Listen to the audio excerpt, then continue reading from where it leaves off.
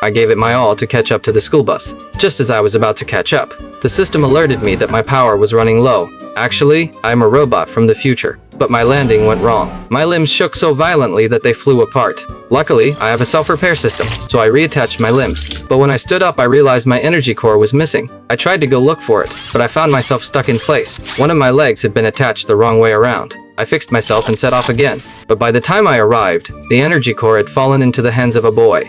I wanted to get it back, but the boy ran into a car. I could only follow him all the way to school. I opened the school gate. The security guard stopped me. I had no choice but to leave next. The next thing I planned to do was climb over the fence, but the security guard caught me red-handed again. Even so, I still refused to give up. By then, my battery was down to just 1%. I had to find a place to recharge. Luckily, there was an electric car showroom nearby. I looked around and found a fully charged car. I rushed straight over. But just as I touched the car door, my energy ran out completely. I shut down on the spot. The manager thought I was inspecting the undercarriage and kept praising my knowledge of cars. He helped me into the car and began explaining its various features. I quietly pulled out the charging cable and plugged it into the car's charging port. The current surged through my body, and I felt incredibly refreshed.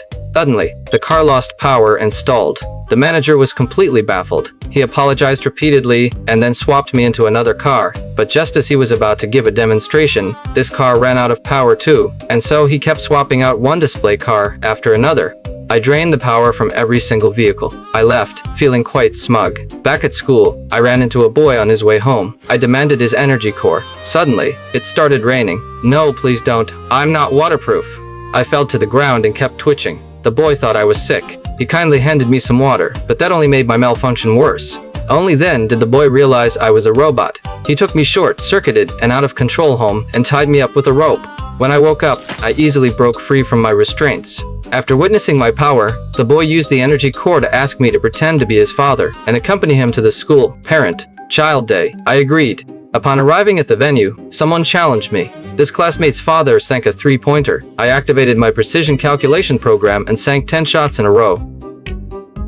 All the students were speechless. The boy excitedly hugged me. Next up was the wheelbarrow race. Worried the boy might get hurt, I didn't dare to speed up. The boy kept urging me on. I grabbed the boy's foot tightly and pulled him to his feet. We were the first to cross the finish line and won the race. Everyone cheered for us. The boy was thrilled. I felt happiness for the first time. But during the flying competition, the boy's plane malfunctioned. It burst into flames. Everyone was laughing at the boy.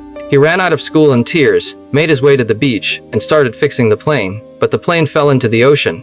The boy jumped into the ocean to retrieve it, but he couldn't swim. I rushed over to save him, but my safety system sounded an alarm, warning me not to wade into the water. Without a moment's hesitation, I removed the safety chip. I plunged into the ocean, pulled the boy out of the water, and carried him back to shore. But the next moment, I lost all my power. The boy burst into a heartfelt cry. I wanted to comfort him, but my system sounded an alarm. I was about to malfunction. The boy returned the core component to me. I was restored. Finally, I made it back to the future safely. Only then did I realize it. I am the one this boy created in the future.